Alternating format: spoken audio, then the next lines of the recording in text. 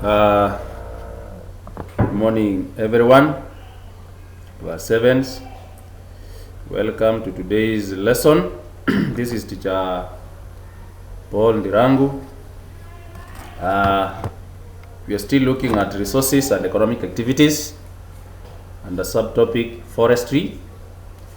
Now remember, in the previous lesson we looked at forestry in DRC Congo, and I said the forest in DRC Congo is a natural forest, where we said that it is the second largest forest in the world, from Amazon forest in Brazil. The Amazon forest in Brazil is the largest forest in the world. So the forest in DRC Congo, which is also known as the equatorial forest, it is the second largest forest in the world. We also said that the forest grows along the equator. Most of the trees there are hardwood, what we call indigenous trees, which are found in our natural environment. These trees, they grow very tall, to a height of 70 meters and above. They take a very long time to mature. They are trees that take long time, 50, 60, 70 years to mature. They have very big and huge trunks. Those are the stems, which are very big and long. Because of their height, they develop some roots known as the buttress roots, which develop from the stem, and the branches go down to the soil to provide support, because the trees are very huge. We also said that in Congo forest, it is not easy to develop roads or infrastructure, because the trees grow together, close together, such that even penetrating is a problem. So the trees form a canopy, an umbrella shaped feature at the top, what we call a canopy.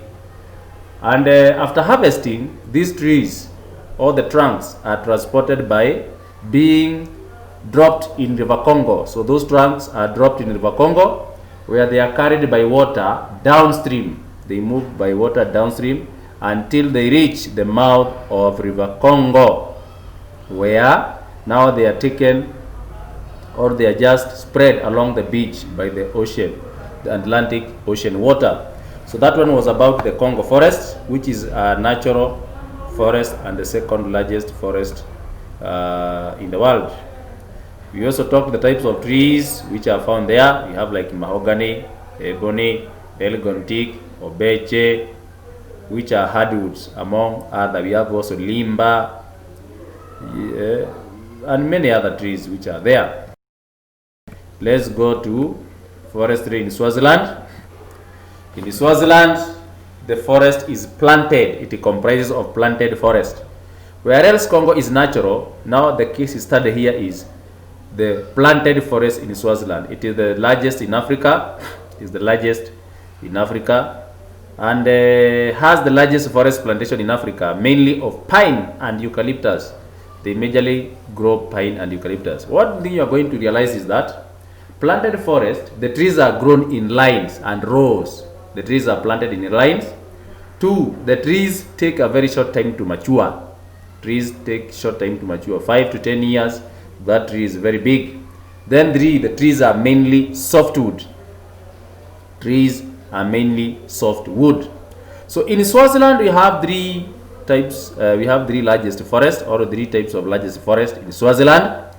We have the Sapi Osutu forest, we have the Mondi forest, and we have the Shiselwene forest. Those are the 3 largest forests in Swaziland. Those are the 3 largest forests in Swaziland. Let's still look more about forestry in Swaziland. In Swaziland, you find that unbleached wood pulp is the second largest export after sugar. So that means the largest export of Swaziland is sugar, followed by the wood pulp. So what is this we are calling wood pulp? After the trees are harvested and taken to the industry, they are normally crushed or grounded. They are normally grounded into maybe like a powder. Then they are mixed with other chemicals to form a thick, sticky substance, a thick, sticky substance, which is now used to manufacture papers. So that's what we call pulp. They export it very much. Exporting pulp or buying of pulp from Swaziland, it is cheap. Because when you buy the trees from Swaziland direct, they are going to be very expensive. But when you buy the pulp, it's going to be cheap. It is like Kenya. We normally import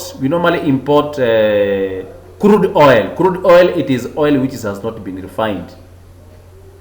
So if we import refined oil, it will be very expensive because we have to import diesel, we have to import kerosene, we have to import gas, we have to import petroleum. Where all those four components, they are just found in that one crude oil. So what we do, we import the crude oil and then it is taken to the refineries. So it becomes more cheap. The same case the Swaziland does.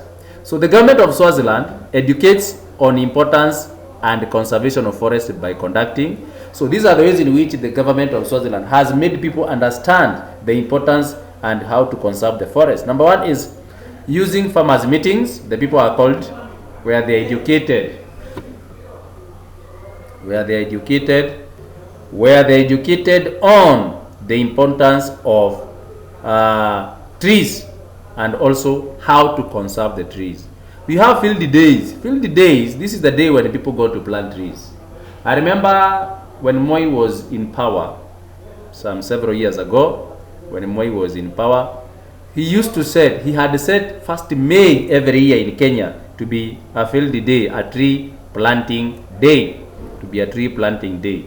So in that day, that is during Labor Day, everybody was given 2 seedlings to plant. And he also had a slogan whereby he was saying, cut 1 tree, plant 2. So if you cut 1 tree and then you plant 2 there is no day we are going to have a tree reduction. For example, we are around 50 million in Kenya right now. So if everybody plants 1 tree, those are 50 million trees. Now, if you plant 2, those are 100 million trees. So if everybody is cutting 1 tree and planting 2, by the end of the year, we are going to have a very large forest. But the problem is, we cut the trees, but we don't plant them. So we have field day in Swaziland where they plant trees. Then they use television and radios to advertise on the importance of trees and also on how to conserve the trees. Then you have non-governmental organizations, the NGO groups which have come up. They are funded by the government. They just go around the country educating people on the importance of trees. Then you have training workshop. People are called on how they are trained on how to plant the trees, how to take care of the trees, how to manage those trees so that they can create a large forest. Demonstrations, people just hold peaceful movements around the society, around the villages, telling people why they should conserve and the importance of trees. Then you have newspapers and magazines. They publish how to conserve trees and the importance of trees in those magazines. So those are the ways in which trees, or the government of Swaziland is trying to conserve the trees or the forest. Let's see the importance. How important are these forests to our lives today? Exports and foreign exchange. This is the money the countries get in dollars, pounds, euros, which when they are converted to our currencies or the currencies in various countries, it turns to be a lot of money. Then you have major tourist attraction. Some people just go to visit this forest.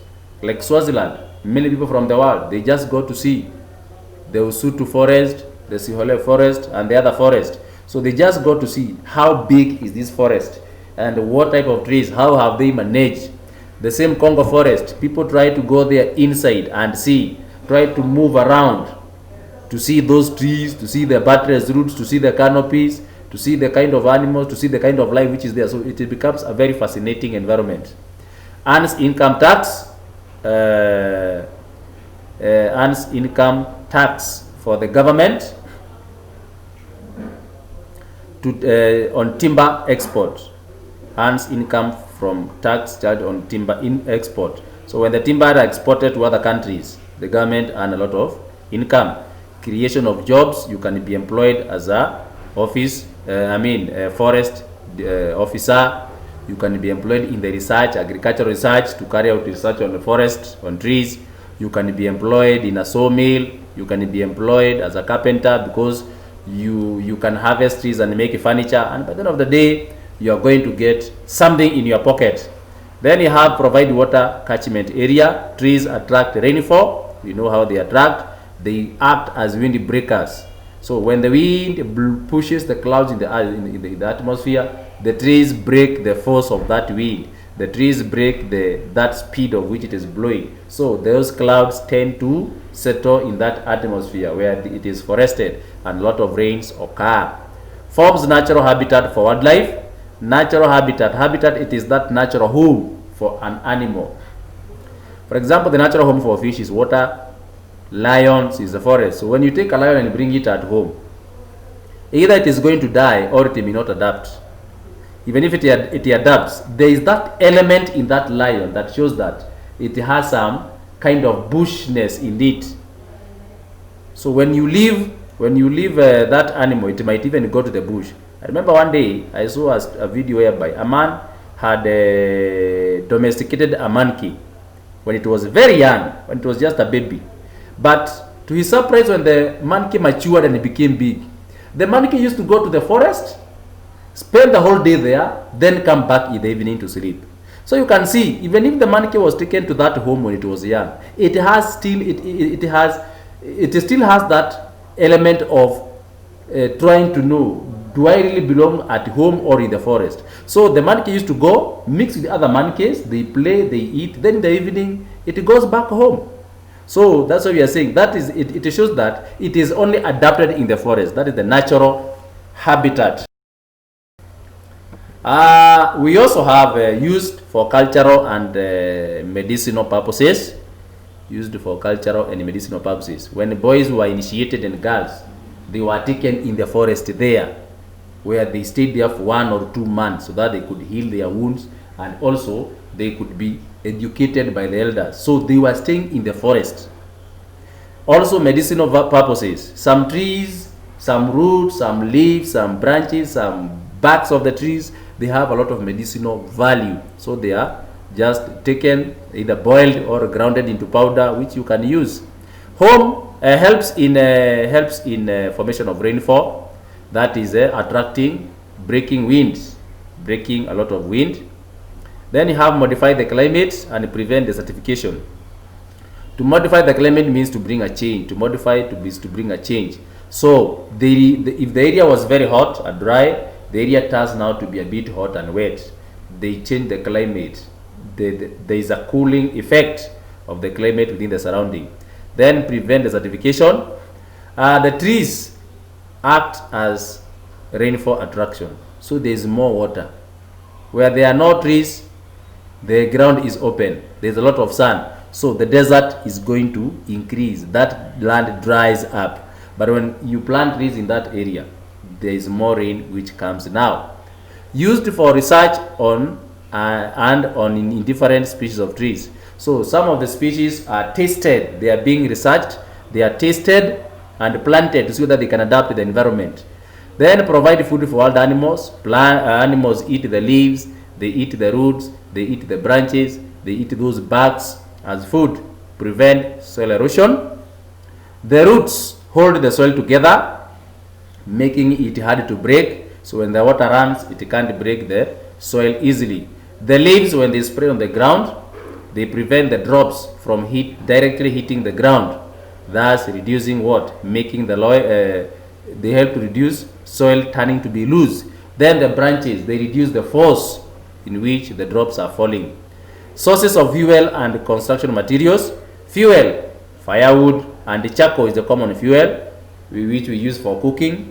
And then construction materials, we can use the poles, we can use timber, we can also get what we call rafters, which we can use the nails to join them and make a house.